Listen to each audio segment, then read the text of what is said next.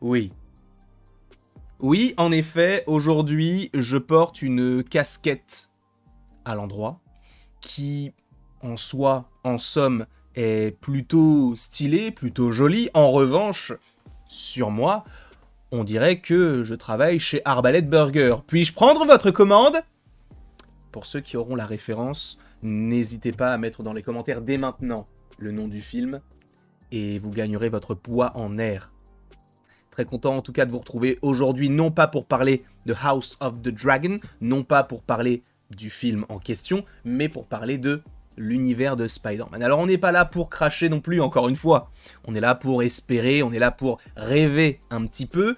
Et sachez que Daniel RPK, hier soir, nous a dévoilé deux petites rumeurs, / informations, vous prenez cela comme vous voulez, même si tant que ce n'a pas été officialisé par les studios concernés, eh bien, il faut prendre cela sous le statut de rumeur. Et on peut tout simplement peut-être commencer avec une alerte spoiler, d'accord? La première rumeur que je vais t'évoquer n'en a pas besoin, donc tu peux rester un petit peu. En revanche, la deuxième, oui, parce que dans un premier temps, nous allons parler de la série Spider-Man Noir, et on va y revenir, parce que peut-être que tu ne sais pas ce que c'est. Et dans un second temps, on va revenir sur une petite confusion entre Sony et Disney par rapport à Venom 3 et par rapport à Spider-Man 4. Vous allez comprendre très très vite pourquoi. Mais dans un premier temps, oui, il faut revenir sur, eh bien, ceci. Oui, pour rappel, il y a une série donc qui s'appellerait Noir, alors supposément Spider-Man Noir, avec Nicolas Cage, et sachez donc que cela arrivera sur Prime Video. Alors on n'a pas de date, mais ça a été annoncé, c'est une photo sur le compte de Prime Video américain. Donc bref, on sait qu'il revient. Pourquoi est-ce qu'il revient? Je vous le rappelle quand même, mais c'est lui qui prête sa voix, notamment du côté du film Into the Spider-Verse, et supposément de retour dans Beyond the Spider-Verse par rapport à la fin de Across the Spider-Verse. En revanche, il faut rappeler aussi que c'est sur Prime Video parce que entre Prime Video et Sony, donc entre Amazon et Sony, il y a des petites connexions. Pour ceux qui ne le savent pas, évidemment, l'univers de Spider-Man en live action, d'une certaine façon, appartient à Sony.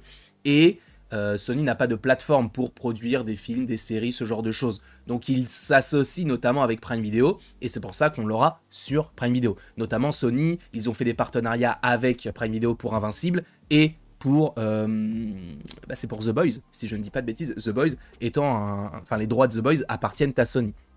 En tout cas, concernant ce projet-là, sachez que Daniel RPK du coup a dévoilé certaines petites choses plutôt intéressantes. Bon, on a le nom de la directrice de casting, de l'assistante de la directrice de casting, bref, on n'a pas besoin de savoir ça. Tout ce qui m'intéresse là-dedans, c'est shoot dates. Donc les moments où on va tourner cette série. Parce qu'il est vrai qu'on n'avait pas de date. On pouvait se dire, bon, bah ça sera dans longtemps, parce que on connaît Sony. On te dit qu'il y a une série sur Silk, finalement elle est annulée, finalement non, on ne sait pas vraiment. On avait annoncé une série sur Spider-Man Noir, finalement elle est annulée, finalement non, bah finalement elle arrive véritablement. Et en plus de ça, on va aller plus loin en disant, bah El Muerto, ou Hypno Hustler. Tous ces films-là, dont on n'a plus entendu parler depuis des années. Donc, et ce n'est qu'un échantillon, sachez que je prévois une vidéo sur les projets avortés, abandonnés de Sony, et il y en a beaucoup. Et uniquement, évidemment, du côté de Spider-Man. Mais, du coup, pour revenir sur ce sujet-là, en gros, la série devrait se tourner cette année. Et ça, c'est une, entre guillemets, grande nouvelle. Je vais vous expliquer pourquoi. Parce qu'a priori, les dates, donc, ce serait de septembre 2024 jusqu'à février 2025. Tu vas me dire, ok, c'est cool. Pour une série telle que celle-ci, en tout cas du Marvel, etc., on peut estimer peut-être, on va dire, allez, 9 mois à 1 an de post-production. Sachant que pour la série Spider-Man Noir, bon, on ne va pas se mentir, ce n'est pas forcément un projet qui aurait besoin d'énormément d'effets spéciaux, quoique, parce qu'on serait supposément sur beaucoup d'effets pratiques. Je vous rappelle que la série se déroulerait donc dans l'univers du Spider-Man Noir, avec donc une temporalité, je crois, avoisinant les années 20, les années 30, donc c'est quelque chose qui pourrait même être en noir et blanc, Donc voilà, tu vois, un peu similaire entre gros guillemets à Werewolf by Night, avec pas mal d'effets dans ce style-là, en tout cas c'est ce qu'on peut supposer. Et par ailleurs, le tournage devrait se dérouler à Los Angeles.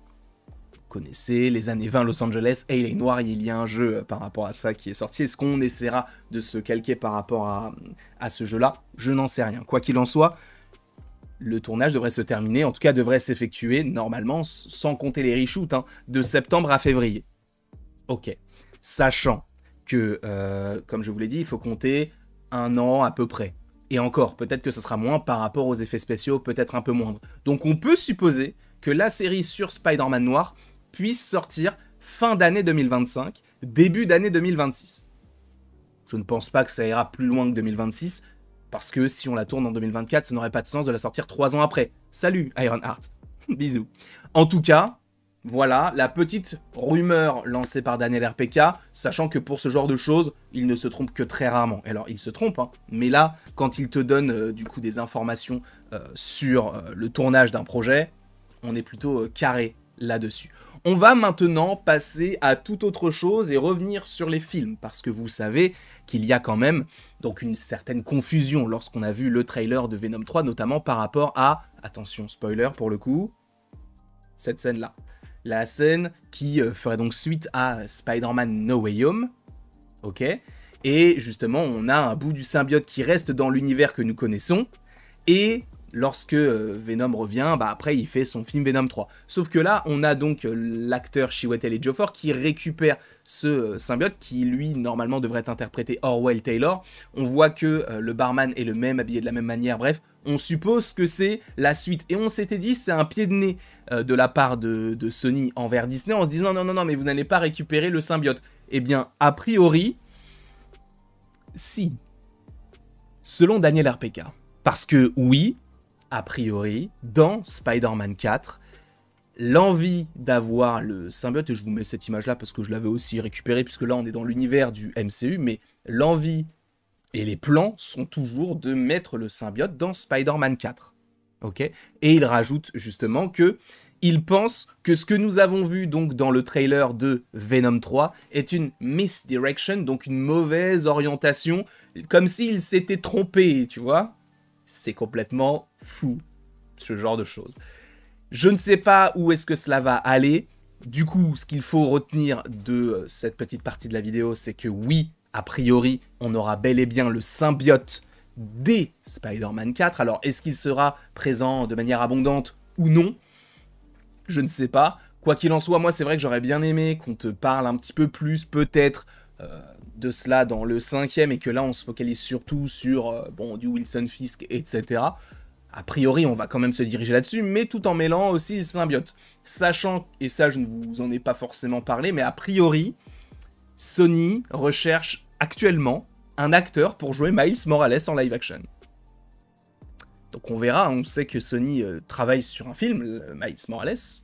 Est-ce que c'est un projet que vous attendez? Je n'en sais strictement rien, en tout cas dites-le moi dans les commentaires. Quoi qu'il en soit, je vous remercie beaucoup d'avoir été présent devant cette vidéo. N'hésitez pas à l'aimer, à la partager, à la commenter, à vous abonner si ce n'est pas déjà le cas. Et après tout ceci, il ne me reste donc plus qu'à vous dire à la prochaine pour la prochaine. Et oula, le petit rototo qui fait bien sûr extrêmement plaisir. Et bravo pour les gens qui avaient trouvé le film Shrek 2 au début du film. Bienvenue chez Arbalète Burger, puis-je prendre votre commande? Mon régime est vieux tu. J'espère que tu es satisfait. Voilà. Bravo à vous.